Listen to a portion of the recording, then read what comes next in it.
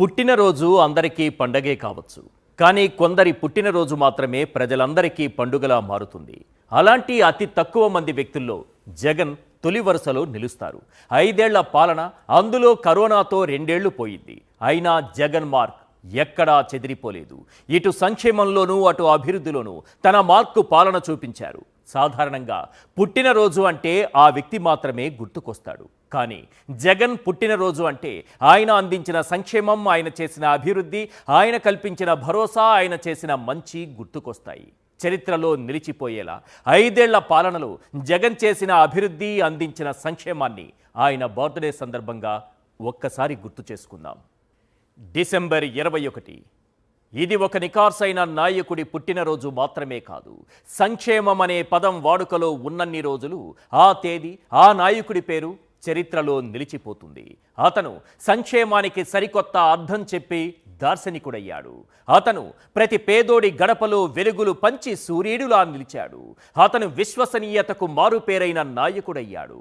అతను కోట్లాది మంది పేద మధ్యతరగతి ప్రజలకు కంచంలో మెతుకయ్యాడు, కంటి నిండా కునుకయ్యాడు, గుండెల నిండా భరోసా నింపాడు. అందుకే గెలుపోటములతో సంబంధం లేకుండా ప్రజలు మెచ్చిన నాయకుడిలా నిలిచాడు. అసలు 2019-24 మధ్య జగన్ అందించిన సంక్షేమం ఎంత? నవరత్నాల రూపంలో ప్రజలకు అందిన ప్రతిఫలాలు ఏంటి? లంచాలకు తావు లేకుండా ప్రతి పైసా నేరుగా ప్రజల ఖాతాల్లోకి ఎలా చేరింది? ప్రతి ఏటా సంక్షేమ క్యాలెండర్ రిలీజ్ చేసిన చరిత్ర జగన్కు తప్ప ఏ నాయకుడికైనా ఉందా? ఒక చరిత్ర పుట్టినరోజున ఆ చరిత్ర అందించిన సంక్షేమం ఎంతమంది జీవితాల్లో వెలుగులు నింపిందో ఒక్కసారి తెలుసుకుందాం. అలవికాని హామీలు ఇచ్చి ఉంటే ఆయన ఎప్పుడో సీఎం అయి ఉండేవాడు. కానీ మాట తప్పని మడమ తిప్పని వ్యక్తిత్వం కదా, అందుకే కాస్త ఆలస్యమైంది. అది కూడా అంత ఈజీగా రాలేదు. ఎన్నో ఎదురు దెబ్బలు తగిలినా ఒంటరి పోరాటం చేశాడు. ఇడుపులపాయ నుంచి ఇచ్చాపురం దాకా 3650 కిలోమీటర్ల పాదయాత్రలో ప్రతి పేదవాడి గుండె చప్పుడు విన్నారు. అన్ని వర్గాల ప్రజలను కలిశారు. వారి సాధక బాధకాలు అర్థం చేసుకున్నారు. ఏ పనులు చేస్తే మార్పు సాధ్యమో రాజకీయ, సామాజిక, ఆర్థిక నిపుణులతో చర్చించారు. పాదయాత్ర అనుభవాలే పునాదిగా 2 పేజీల మేనిఫెస్టో తయారు చేసుకున్నారు. ఊహించినట్లుగా ఆ ఎన్నికలో ప్రత్యర్థుల వెన్నులో వణుకు పుట్టించే స్థాయిలో 151 అసెంబ్లీ సీట్లు, 22 లోక్సభ సీట్లతో సంచలన విజయం అందుకున్నాడు. అప్పుడే అసలు పరీక్ష మొదలైంది. సీఎంగా పనిచేసిన అనుభవం లేదు. తానేం చేసినా ఆహో ఓహో అని డప్పు కొట్టే మీడియా బలం లేదు. రాష్ట్ర ఖజానాలో బాబు చిల్లి గవ్వ మిగల్చలేదు. చేయాల్సిన అప్పులన్నీ మేమే చేసేస్తే జగన్కు కొత్త అప్పు ఎక్కడ పుడుతుందని బహిరంగ స్టేట్మెంట్లు ఇచ్చారు. చిన్న తప్పటడుగు వేస్తే రాబందుల్లా పొడిచేందుకు సిద్ధంగా ఉన్న ప్రత్యర్థులు, మీడియా, ఆఖరికి కరోనా రూపంలో ప్రకృతి సైతం పగబట్టిన వేళ ఒంటరి పోరాటం చేశాడు. చెప్పింది చెప్పినట్లు చేశాడు. ఏపీ చరిత్రలోనే కాదు, ఉమ్మడి ఏపీ చరిత్రలోనూ మునిపెన్నడూ చూడనంత సంక్షేమాన్ని ప్రతి గడప ముందుకు చేర్చాడు. That is Jagan, this is vision అనేలా అద్భుతమైన పాలన సాగించాడు. అధికారంలోకి రాగానే చంద్రబాబులా మేనిఫెస్టోను చెత్తబుట్టలో పడేయలేదు. తన కళ్ల ముందే ఉండేలా ఏర్పాటు చేసుకున్నారు. ప్రతి గవర్నమెంటు కార్యాలయంలోనూ ఉంచారు. సందర్భం వచ్చినప్పుడల్లా ఇటు అధికారులకు, అటు ప్రజలకు అందరికీ గుర్తు చేస్తూ వచ్చారు. పాలన మొదలైన వెంటనే నవరత్న పథకాల్ని ఒక్కొక్కటిగా అమల్లోకి తెచ్చారు. మేనిఫెస్టోలో చెప్పినవే కాదు, చెప్పని హామీలు కూడా ప్రజల ముందుకు తెచ్చారు. ప్రతి ఏటా క్రమం తప్పకుండా సంక్షేమ క్యాలెండర్ ప్రకటించారు. ఏ పథకం, ఎన్నో విడత, ఎంత మొత్తం, ఏ తేదీలో లబ్ధిదారుల ఖాతాల్లో జమ అవుతుందన్నది ముందుగానే ప్రకటించిన పారదర్శకత జగన్కు మాత్రమే సొంతం. జగన్ అందించిన సంక్షేమ పథకాల్లో ముందుగా అమ్మ ఒడి పథకం గురించి మాట్లాడుకోవాలి. ఎందుకంటే ఆ పథకం జగన్ మానసపుత్రిక. ఆర్థిక స్తోమత బాగాలేక, పిల్లల్ని చదివించుకునేంత స్తోమత లేక, వారిని తమతో పాటు కూలీ పనులకు తీసుకెళ్లే తల్లిదండ్రుల వ్యధలు పాదయాత్రలో అడుగడుగునా జగన్ను కదిలించాయి. బడికెళ్లాల్సిన ఏ పిల్లాడు పనికిపోయే పరిస్థితి రాకూడదని, మీ ఇంటి బిడ్డగా ఆ పిల్లలకు మామయ్యలా నేనున్నానని భరోసా ఇచ్చారు. ఆ ఆలోచన నుంచి పుట్టుకొచ్చిందే అమ్మ ఒడి పథకం. మీ పిల్లల్ని బడికి పంపితే చాలు అంటూ ప్రతి తల్లి ఖాతాలో ఏడాదికి 15,000 జమ చేశారు. ఈ పథకాన్ని ముందుగా 1 నుంచి 10వ తరగతి విద్యార్థులకు ప్రవేశపెట్టిన అనంతరం ఇంటర్ వరకు వర్తింపచేయాలని నిర్ణయించారు. పేదరికాన్ని అధిగమించాలంటే దానికి ఉన్న ఒకే ఒక్క మార్గం చదువు మాత్రమే అని నమ్మిన నిజమైన నాయకుడు వైఎస్ జగన్. 5 ఏళ్ల కాలంలో అమ్మ ఒడి పథకం కింద దాదాపు 53 లక్షల మంది తల్లుల ఖాతాల్లో 27,000 కోట్లు జమ చేశారు. ఈ పథకంతో స్కూళ్లకు వెళ్లే పిల్లల సంఖ్య పెరిగింది. ఇప్పుడు ఆ అమ్మ ఒడి ఆలోచన తన కొడుకుదేనంటూ బాబు అవలీలగా అబద్ధాలు చెప్పడం చూశాం. తల్లికి వందనమంటూ లబ్ధిదారుల సంఖ్యను అడ్డంగా కోసేయడం చూస్తున్నాం. ఎంతమంది పిల్లలుంటే అంతమందికి 15,000 అని చెప్పి ఒకరికి 9,000 ఒకరికి 8,000 చేతుల్లో పెట్టడం చూస్తున్నాం. జగన్ హయాంలో అమ్మ ఒడి నుంచి డ్వాక్రా సంఘాలకు 0 వడ్డీ దాకా పలు పథకాల్లో మహిళలకే పెద్ద ఎత్తున లబ్ధి చేకూరేలా చేశారు. పేదలందరికీ ఇళ్ల పథకం కింద మహిళ పేరు మీదనే స్థలమిచ్చి ఇళ్లు కట్టించి లక్షలాది రూపాయల స్థిరాస్తి అందించారు. రాజకీయంగా కూడా అన్ని స్థాయిల్లో మహిళా నేతలకు పదవులు దక్కేలా చూశారు. అమ్మ ఒడి, విద్యా దీవెన, వసతి దీవెన, విద్యా కానుక, గోరుముద్ద, సంపూర్ణ పోషణ, కంటి వెలుగు పథకాల ద్వారా విద్యారంగంలో ప్రగతిశీల అడుగులు పడ్డాయి. వైద్య రంగంలో ఆరోగ్యశ్రీని బలోపేతం చేశారు. మెరుగైన చికిత్సల కోసం ఆంధ్రప్రదేశ్ పౌరులు ఇరుగు పొరుగు రాష్ట్రాల్లో కూడా ఆరోగ్యశ్రీ ద్వారా సేవలందుకునేలా జాగ్రత్తలు తీసుకున్నారు. వ్యవసాయ రంగంలో అన్నదాతలకు అండగా నిలిచేలా రైతు భరోసా పథకాన్ని అమలు చేశారు. 0 వడ్డీ పథకం ద్వారా పంట రుణాలు అందించారు. మునుపెన్నడూ లేని విధంగా ఏ సీజన్ నష్టాన్ని ఆ సీజన్ ముగిసేలోపు ఇన్పుట్ సబ్సిడీ రైతుల ఖాతాల్లో వేశారు. జగన్ అందించిన సంక్షేమం ఏపీ చరిత్రలో మరే నాయకుడు ఇచ్చింది లేదు. 31 లక్షల మంది మహిళలకు ఇళ్ల పట్టాలు అందించారు. అందులో 22 లక్షల ఇళ్ల నిర్మాణం చేపట్టారు. 66 లక్షల మంది అవ్వాతాతలు, వితంతువులు, వికలాంగులకు 88,650 కోట్లతో పెన్షన్లు అందించారు. 33 లక్షల మంది అక్క చెల్లెమ్మలకు చేయూత రూపంలో 19,189 కోట్ల రూపాయల లబ్ధి చేకూర్చారు. 1,05,00,000 మంది అక్క చెల్లెమ్మలకు ఆసరా రూపంలో పొదుపు సంఘాల ద్వారా 30,540 కోట్ల లబ్ధి చేకూర్చారు. 4,63,000 మంది కాపు అక్క చెల్లెమ్మలకు కాపు నేస్తం రూపంలో 2,030 కోట్ల రూపాయల లబ్ధి చేకూర్చారు. 54 లక్షల మంది రైతులకు రైతు భరోసా, రైతు బీమా రూపంలో 1,84,567 కోట్ల లబ్ధి చేకూర్చారు. 2,43,000 మందికి మత్స్యకార భరోసా రూపంలో 538 కోట్ల రూపాయల లబ్ధి చేకూర్చారు. 2,40,000 మంది నేతన్నలకు నేతన్న నేస్తం రూపంలో 3,706 కోట్ల రూపాయల లబ్ధి చేకూర్చారు. నవరత్నాల ద్వారా మహిళలకు ఏకంగా 2,83,866 కోట్ల రూపాయల ఆర్థిక ప్రయోజనం కలిగింది. మొత్తం సంక్షేమ పథకాల ద్వారా డీబీటీ రూపంలో 2,70,000 కోట్లు, నాన్ డీబీటీ రూపంలో 1,79,000 కోట్లు, మొత్తంగా 4,49,000 కోట్ల రూపాయల మేర ప్రయోజనం కలిగింది. మొత్తంగా దేశ చరిత్రలో డీబీటీ, నాన్ డీబీటీ రూపంలో ఏకంగా 4,49,000 కోట్ల రూపాయల ప్రయోజనాన్ని పేదలకు చేకూర్చిన దాఖలాలు దేశ చరిత్రలోనే మునుపెన్నడూ లేదు. ఇంకా ఏ మూలైనా సందేహం మిగిలి ఉంటే ఒక్కసారి 2014-19 మధ్య మీ బ్యాంక్ అకౌంట్ ఒక్కసారి చెక్ చేసుకోండి. ఆ తర్వాత 2019-24 మధ్య మీ బ్యాంక్ అకౌంట్ ఒక్కసారి చెక్ చేసుకోండి. ఈ 18 నెలలకు సంబంధించి మీ బ్యాంక్ అకౌంట్ చెక్ చేసుకోండి. ఏ హయాంలో, ఎవరి హయాంలో మీకు సంక్షేమ పథకాల రూపంలో ఎక్కువ లబ్ధి చేకూరిందో ఇట్టే తెలిసిపోతుంది. అమ్మ ఒడి, జగనన్న వసతి దీవెన, జగనన్న విద్యా దీవెన, జగనన్న విద్యా కానుక, జగనన్న గోరుముద్ద, జగనన్న తోడు, జగనన్న చేదోడు, జగనన్న విదేశీ విద్యా దీవెన, జగనన్న ఆణిముత్యాలు, జగనన్న ఇళ్ల స్థలాలు, జగనన్న సంపూర్ణ గృహ హక్కు పథకం, జగనన్న పాలవెల్లువ, జగనన్న స్మార్ట్ టౌన్షిప్స్, జగనన్న జీవక్రాంతి, జగనన్న మహిళా మార్ట్, జగనన్న స్వచ్ఛ సంకల్పం, క్లీన్ ఆంధ్రప్రదేశ్, అగ్రిగోల్డ్ బాధితులకు జగనన్న భరోసా, వైఎస్ఆర్ జగనన్న భూ హక్కు భూరక్ష పథకం, వైఎస్ఆర్ జగనన్న కాలనీలు, వైఎస్ఆర్ బీమా, వైఎస్ఆర్ వాహన మిత్ర, వైఎస్ఆర్ చేయూత, వైఎస్ఆర్ కాపు నేస్తం, వైఎస్ఆర్ నేతన్న నేస్తం, YSR urban health clinic, YSR ఆసరా, వైఎస్ఆర్ రైతు భరోసా, వైఎస్ఆర్ 0 వడ్డీ పంట రుణాలు, వైఎస్ఆర్ యంత్ర సేవా పథకం, వైఎస్ఆర్ కంటి వెలుగు, వైఎస్ఆర్ మత్స్యకార భరోసా, వైఎస్ఆర్ ఈబీసీ నేస్తం, వైఎస్ఆర్ పింఛను కానుక, వైఎస్ఆర్ ఆరోగ్యశ్రీ, వైఎస్ఆర్ 0 వడ్డీ రుణాలు, వైఎస్ఆర్ సంచార పశు ఆరోగ్య సేవల వాహనాలు, వైఎస్ఆర్ లా నేస్తం, వైఎస్ఆర్ సంపూర్ణ పోషణ, వైఎస్ఆర్ సంపూర్ణ పోషణ ప్లస్, వైఎస్ఆర్ షాదీ కా తోఫా, వైఎస్ఆర్ కళ్యాణమస్తు, వైఎస్ఆర్ జలయజ్ఞం, YSR village clinics, YSR telemedicine, YSR జలకళ, వైఎస్ఆర్ రైతు భరోసా కేంద్రాలు, వైఎస్ఆర్ ఉచిత పంటల బీమా, వైఎస్ఆర్ పొలం బడి, వైఎస్ఆర్ ఆరోగ్య ఆసరా, వైఎస్ఆర్ పశు నష్ట పరిహార పథకం, వైఎస్ఆర్ ఆక్వా ల్యాబ్స్, వైఎస్ఆర్ సంచార పశు ఆరోగ్య సేవ, వైఎస్ఆర్ దేశీయ గోజాతుల పెంపకం, వైఎస్ఆర్ మత్స్య సాగుబడి, వైఎస్ఆర్ పశు సంజీవని, వైఎస్ఆర్ వ్యవసాయ ఉచిత విద్యుత్ పథకం, వైఎస్ఆర్ డిజిటల్ గ్రంథాలయాలు, వైఎస్ఆర్ ఆరోగ్య రక్ష, వైఎస్ఆర్ క్రాంతి పథకం.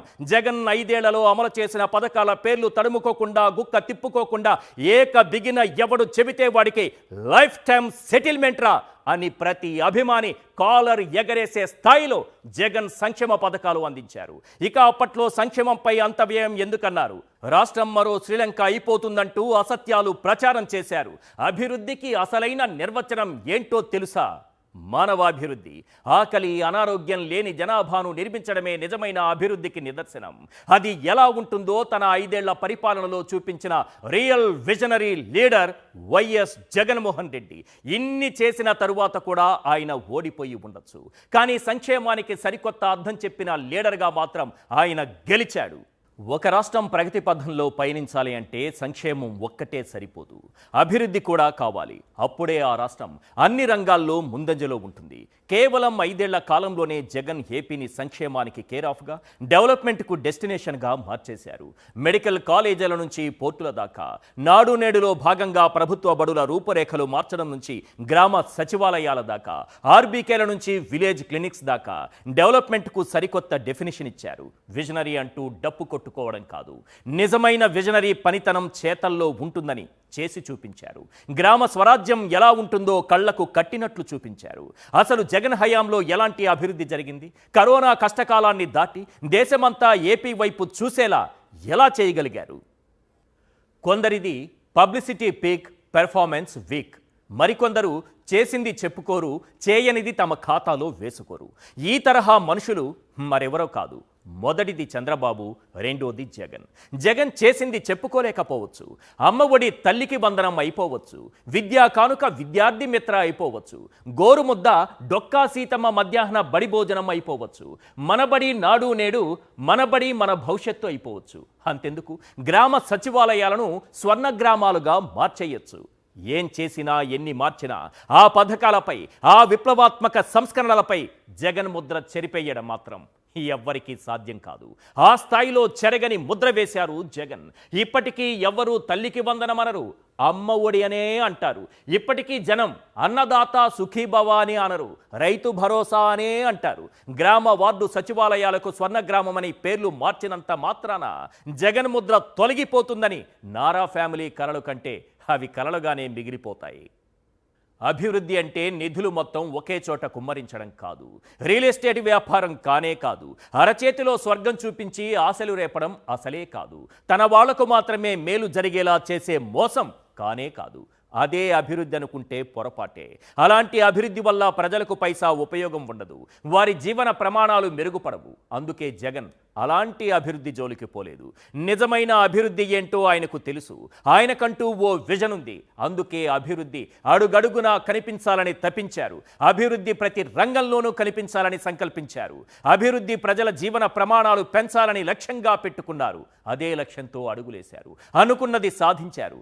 5 ఏళ్ల కాలంలో ఇంకాస్త స్పష్టంగా చెప్పాలంటే 2 ఏళ్ల కరోనా కష్టకాలాన్ని పక్కన పెట్టి కేవలం 3 ఏళ్లలో జగన్ చేసిన అభివృద్ధి ఏ స్థాయిలో ఉందో ఒక్కసారి చూద్దాం. అసలు జగన్ ఏం చేశాడనే ప్రస్తావన వస్తే ఆపకుండా చెప్పిన 24 గంటలు సరిపోవు సార్. అక్క చెల్లెమ్మలకు 31 లక్షల ఇళ్ల పట్టాలు, సొంతింటి కల నిజం చేసేలా 17,000 జగనన్న కాలనీలు, గ్రామ స్వరాజ్యం కోసం 15,000 సచివాలయాలు, ప్రభుత్వానికి ప్రజలకు వారధిగా 2.5 లక్షల మంది వాలంటీర్లు, అన్నదాతకు ఆసరాగా 10,500 ఆర్బీకేలు, పేదవాడి ఆరోగ్యానికి అందుబాటులో 10,000 విలేజ్ క్లినిక్లు, పేదలకు కార్పొరేట్ వైద్యం 25 లక్షల లక్షల వరకు ఆరోగ్యశ్రీ పరిమితి.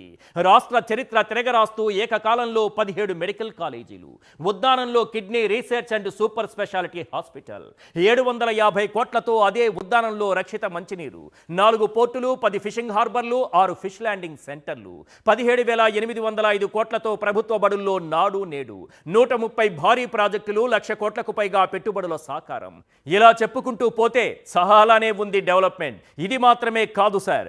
ఐటీ కంపెనీల నుంచి పరిశ్రమల దాకా, ప్రైవేటు ఉద్యోగాల నుంచి ప్రభుత్వ ఉద్యోగాల దాకా, రహదారుల నిర్మాణాల నుంచి మౌలిక సదుపాయాల కల్పన దాకా, పోర్టుల నిర్మాణం నుంచి లక్షల కోట్ల పెట్టుబడుల దాకా, వాట్ నాట్. కేవలం అభివృద్ధి మాత్రమే కాదు, రాష్ట్రానికి అంతకు మించి చేశారు జగన్. 5 ఏళ్లు అధికారంలో ఉంటే ఇంత చెయ్యొచ్చా అని సామాన్యుడు సైతం ఆశ్చర్యపోయేలా, ప్రత్యర్థులు సైతం ముక్కున వేలేసుకునేలా చేశారు. ముందుగా స్కూల్స్ డెవలప్మెంట్ గురించి మాట్లాడుకోవాలి.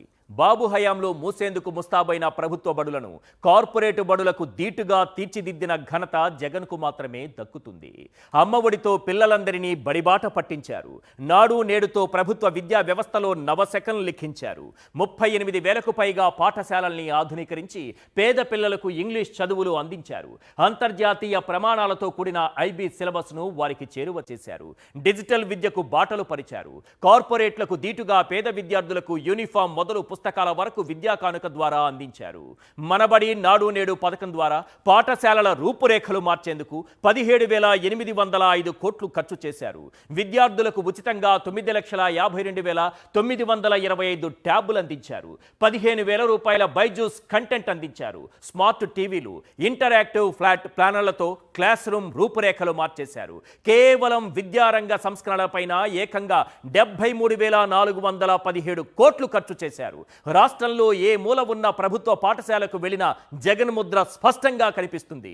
ఇప్పుడు పోజులు కొడుతూ తండ్రి కొడుకులు డ్రామాలు, స్కిట్లు వేస్తున్నారే, ఆ బడులన్నీ జగన్ హయాంలో కట్టించినవే. దేశంలోనే రెండో అత్యంత పొడవైన 974 కిలోమీటర్ల సుదీర్ఘ తీర ప్రాంతం కలిగిన ఆంధ్రప్రదేశ్లో పోర్టులను అభివృద్ధి చేయటం ద్వారా కొత్త మహానగరాలు సృష్టించుకునే అవకాశం ఉన్నా ఆ దిశగా గత పాలకులు ముందడుగు వేయలేదు. సుదీర్ఘ సముద్ర తీరాన్ని ప్రభుత్వానికి ప్రధాన ఆదాయ వనరుగా మార్చుకోవాలన్న విజన్ జగన్కు మాత్రమే సొంతం. పోర్టులను ఆధారంగా చేసుకుని చుట్టుపక్కల పారిశ్రామిక ప్రగతి విస్తరించడానికి ప్రణాళికలు రచించిన ఘనత జగన్కు మాత్రమే దక్కుతుంది. అందుకే ప్రతి 50 కిలోమీటర్లకు ఒక పోర్టు లేదా ఫిషింగ్ హార్బర్ లేదా ఫిష్ ల్యాండ్ సెంటర్లను అభివృద్ధి చేయాలని నిర్ణయించారు. దేశంలోనే ఎక్కడా లేని విధంగా ఒకేసారి 4 పోర్టులతో పాటు 10 ఫిషింగ్ హార్బర్లు, 6 ఫిష్ ల్యాండ్ సెంటర్లు నిర్మాణాలు చేపట్టి రికార్డు సృష్టించారు. వీటి కోసం ఏకంగా 25,000 కోట్లు ఖర్చు చేసేందుకు ముందుకొచ్చారు. రామాయపట్నం, మచిలీపట్నం, మూలాపేట పోర్టులతో పాటు కాకినాడ సెజ్లో గేట్వే పోర్ట్ అందులో భాగమే. రాష్ట్రంలో అన్నదాతలకు అండగా నిలిచేందుకు 10,500 రైతు భరోసా కేంద్రాలు ఏర్పాటు చేశారు. విత్తనం నుంచి విక్రయం వరకు రైతుకు భరోసా ఇచ్చారు. ఆర్బీకేలకు అనుబంధంగా 17,000 కోట్లతో గ్రామస్థాయిలో మౌలిక సదుపాయాలు కల్పించారు. సర్టిఫై చేసిన సబ్సిడీ విత్తనాలు, ఎరువులు, పురుగుమందులు, ఆక్వాఫీడ్, పశువుల దాణా లాంటి ఉత్పాదకాలతో పాటు రైతు సంక్షేమ ఫలాలను ఈ కేంద్రాల ద్వారానే రైతుల ముంగిటికే చేర్చారు. ఈ ఆర్బీకేల స్ఫూర్తితోనే జాతీయ స్థాయిలో కేంద్ర ప్రభుత్వం పీఎం కిసాన్ సమృద్ధి కేంద్రాలను ఏర్పాటు చేసింది. కేరళ, కర్ణాటక, తమిళనాడు, పంజాబ్, రాజస్థాన్, ఉత్తరప్రదేశ్ లాంటి రాష్ట్రాలతో పాటు ఇథియోపియా వంటి దేశాలు కూడా ఈ వ్యవస్థపై అధ్యయనం చేసి వీటి స్ఫూర్తితో తమ ప్రాంతాల్లో గ్రామ స్థాయిలో రైతులకు మెరుగైన సేవలు అందించే దిశగా అడుగులు వేశాయి. ఇక పాలనా వికేంద్రీకరణలో భాగంగా గాంధీజీ కలలు కన్న గ్రామ స్వరాజ్య సాకారంలో భాగంగా 15,000కు పైగా గ్రామ వార్డు సచివాలయాలు ఏర్పాటు చేశారు. 536 రకాల ప్రభుత్వ సేవలను ప్రజల ముందుకే తీసుకొచ్చారు. ఎవరికి లంచాలు ఇవ్వాల్సిన దుస్థితి లేకుండా పారదర్శకంగా ప్రభుత్వ సేవలు అందించారు. అభివృద్ధి అంటే భారీ భవంతులు, ఆకాశ హర్మ్యాలు నిర్మించడం కాదు. అభివృద్ధి అంటే ఏంటో తెలుసా? గ్రామ స్థాయిలో ప్రభుత్వ వ్యవస్థలకు కార్యాలయాల నిర్మాణాలు, వ్యవసాయ కమిటీ కార్యాలయాల నిర్మాణాలు, ప్రభుత్వ స్కూళ్లను కని విని ఎరుగని స్థాయిలో ప్రైవేటు స్కూళ్లను తలదన్నేలా అద్భుతంగా తీర్చిదిద్దడం, గ్రామీణ పరిపాలనా వ్యవస్థలో ఎంతో కీలకమైన ప్రజలకు నిత్యం అందుబాటులో ఉండవలసిన సచివాలయ భవనాల భవనాల నిర్మాణాలు. జగన్కు అభివృద్ధి జరగడం ఒక్కటే ముఖ్యం, దాన్ని అందరికీ ప్రదర్శించుకోవాలనే అభిలాష లేనే లేదు. అలాంటి ఆలోచన ఆయనకు ఎప్పుడూ రాలేదు. ఒక్కటి మాత్రం నిజం, జగన్ చేసింది ఎన్నడూ చెప్పుకోకపోవచ్చు, కానీ ఇది సార్మా బ్రాండ్ అని ప్రతి ఒక్కరూ గర్వంగా చెప్పుకునే పరిస్థితి తీసుకొచ్చారు. చరిత్ర మునిపెన్నడూ చూడని విధంగా ఏపీని డెవలప్మెంట్కు డెస్టినేషన్గా మార్చిన తరువాత కూడా ఆయన ఓడిపోయి ఉండొచ్చు, కానీ ఆయన చేసిన అభివృద్ధి మాత్రం అడుగడుగునా కనిపిస్తూనే ఉంటుంది. క్రెడిట్ చోర్లు కాలర్ ఎగరేసి తిరుగుతున్న ఈ రోజుల్లో జగన్ చేసిన మంచి గురించి తప్పకుండా మాట్లాడుకోవాలి. అమ్మ ఒడి ఆలోచన లోకేష్దే అని చంద్రబాబు పసిబిడ్డల సాక్షిగా అబద్ధం చెప్పారు. సిగ్గు కూడా సిగ్గుతో తలదించుకునే అబద్ధం అది. క్రెడిట్ చోర్లు ఉంటారని తెలుసు, కానీ పట్టపగలు విద్యాలయంలో విద్యార్థుల చెంత కూర్చొని సీఎం స్థాయి వ్యక్తి అబద్ధాలు చెప్పిన తీరు చూసి ఔరా క్రెడిట్ చోర్ ఇలా ఉంటారా అనిపించింది. అంతెందుకు, జగన్మోహన్ రెడ్డి అదానీ డేటా సెంటర్ను విశాఖకు తీసుకొస్తే అది లోకేష్ విత్తనమని చంద్రబాబు అన్నప్పుడే తండ్రి కొడుకులు చేస్తున్న క్రెడిట్ షోర్ పరాకాష్ఠకు చేరిపోయింది. విజన్ అంటూ పక్కోడి క్రెడిట్ను దొంగిలించి ఎల్లో మీడియాలో తన ఘనతగా డప్పు కొట్టించి ఆహా ఓహో అంటూ అరచేతిలో స్వర్గం చూపించి బాబు తన పొలిటికల్ కెరీర్ కంటిన్యూ చేస్తున్నారు. కానీ జగన్ ఆ కోవకు చెందిన లీడర్ కాదు. తాను చేసిన పని కనిపించాలనుకుంటారే కానీ తాను కనిపించాలనుకోరు. అసలు సంక్షేమం అభివృద్ధి సంగతి సరే, మరి జగన్ హయాంలో వచ్చిన ఉద్యోగాలెన్ని? ఉద్యోగ విప్లవంలో జగన్ చరిత్ర సృష్టించారా? జగన్ హయాంలో ఒక్క ఉద్యోగమో రాలేదంటూ అప్పుడు ఇప్పుడు చేస్తున్న అబద్ధపు ప్రచారాల వెనుక అసలు నిజమేంటి? తనను తాను ఒక విజనరీలా ప్రొజెక్ట్ చేసుకుంటూ బాబొస్తే జాబొస్తుందంటూ ప్రచారాలు చేసుకుంటూ ప్రజలను మాయ చేసే చంద్రబాబు 2014-19 మధ్య ఇచ్చిన ప్రభుత్వ ఉద్యోగాలు ఎన్నో తెలుసా? కేవలం 34,000 మాత్రమే. నమ్మకం లేకపోతే చంద్రబాబునే అడగండి, పోనీ ఆయన గారి కుమారుడైన లోకేష్ గారిని అడగండి, అంతెందుకు ఎల్లో మీడియాను అడగండి. ఇవేవీ సాధ్యం కాకపోతే ఒక్కసారి డేటా చెక్ చేసుకోండి. జస్ట్ 34,000 ఉద్యోగాలు. దీనికే జాబు రావాలంటే బాబు రావాలని ఎల్లో డప్పు.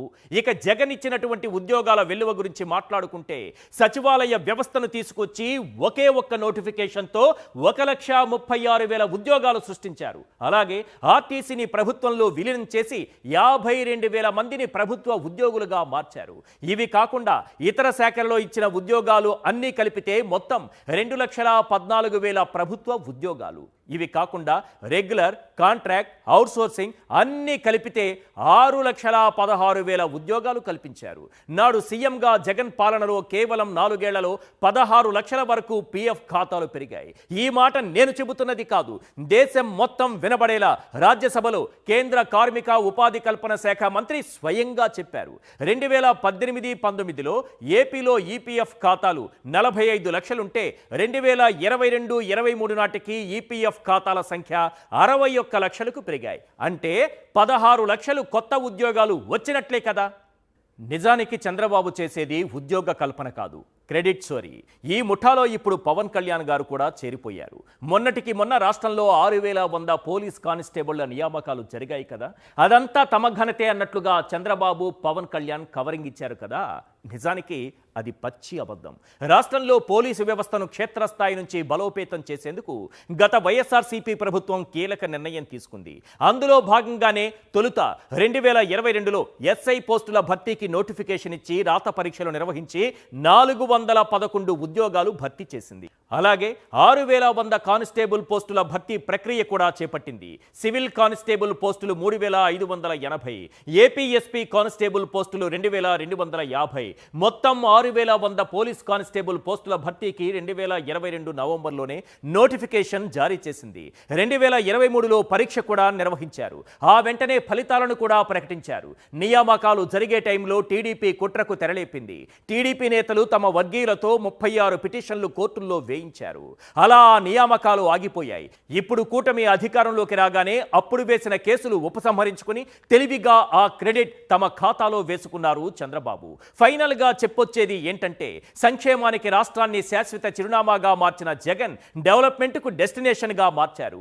ఉద్యోగాల కల్పనలో హిస్టరీ క్రియేట్ చేసి ఉద్యోగ విప్లవానికి సరికొత్త డెఫినిషన్ చెప్పారు. అందుకే అనేది that is Jagan, this is vision.